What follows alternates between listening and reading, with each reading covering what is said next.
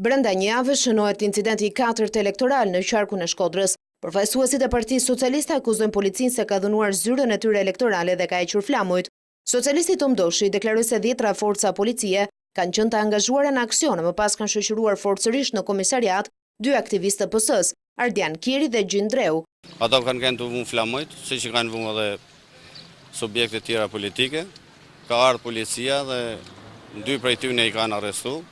Plus kanë përdorur edhe forcën mi fëmijë. Një incident i ngjashëm më shënuar në orët e para të mëngjesit edhe në Gjirokastër, ku një flamuri të Partisë Socialiste të varur në një lokal në pronësi të shtetasit Asim Peta në lagjen 18 shtatori, shumë pranë drejtorisë së policisë së Gjirokastrës, i është dhënë flaka.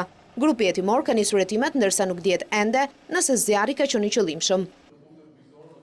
Kandidatët për deputet të PS-s, Ben Blushi dhe Alfred Peza, kanë zhvilluar takime me fermerët e zonës së Pajovës në Peqin. Zoti Peza deklaroi se qeveria nuk ka ndjekur një politik të qartë për zhvillimin bujqësor, edhe pse aty jeton gjysma e popullsisë. Blushi dhe Peza kanë premtuar se në vitin e parë të qeverisjes së PS-s do të pesëfishohet buxheti për bujqësinë.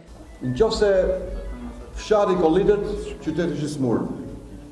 Nëse fshati s'ka punë, në qytet ka 2 fish papunësi. Dhe sot kemi një situatë kur me që njerëzit në fshat kanë kosto prodhimi shumë të larta. Nuk është dhënë tapia e tokës, nuk subvencionohen nga shteti. Tokat e tyre nuk uiten dhe nuk venditen. Nuk ka kanale të duhura kollus. A e dini ju se sa para, sa fonde ka thithur qeverias aktuale në këto 8 vjet fonde për bujqësi nga Bashkimi Evropian? 0 euro. Në 8 vjet janë ndjekur nga 200 milion vit, që do thot 1 miliard e 600 milion euro fonde, që do thot e përkthyer ndryshe janë ndjekur 1600 kilometra autostradë. Sipas Ben Blushit, PS do të ulë çmimin e naftës për bujqësinë dhe fermerët, duke subvencionuar ato çdo vit të qeverisjes së tyre. Turi elektoral i Partisë Republikane është ndalur në Durrës, ku kreu i saj Fatmir Mediu prezantoi kandidatin e kësaj force politike për këtë qark, Agron Duka, ndërsa akuzoi politikën në Shqipëri se përbëhet nga njerëz që formojnë klane e grupe për hir të pushtetit.